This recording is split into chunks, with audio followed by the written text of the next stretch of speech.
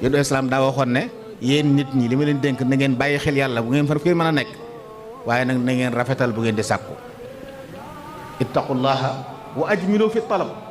tekki na bakkan du faatu te jotul wërsëgam fa inna nafsan lan tamut hatta tastakmila rizqaha loolu nag ñu bari ci ndamel gëmul gëm nañ ne alal dañ koy ay pexe la dañ koy lijjanti mbokk yi doomu aadama du faatu te jotul ci wërsëgam doomu aadama mënta faatu te wërsëgam jeexul sa wërsëg bi yàlla bind ngir yow nit mënu koo lekk si place nit mënu koo lekk si place loolu nag bu ko nit ñi xamee dañuy noppalu kenn ku ne fexe ba nekk li nga war a nekk responsabilité yi gàllu saw loos te moom kenn du la ca wuutu boo léegi yow la ko yàllay laaj ndax yow la defoon imaam wala defoon góor ci kër wala mu defal soxna ci biir njaboot gi wala mu defal ab xaadim ngay liggéey ci alali jàmbur yow la ñuy laaj masuuliya boobu waaye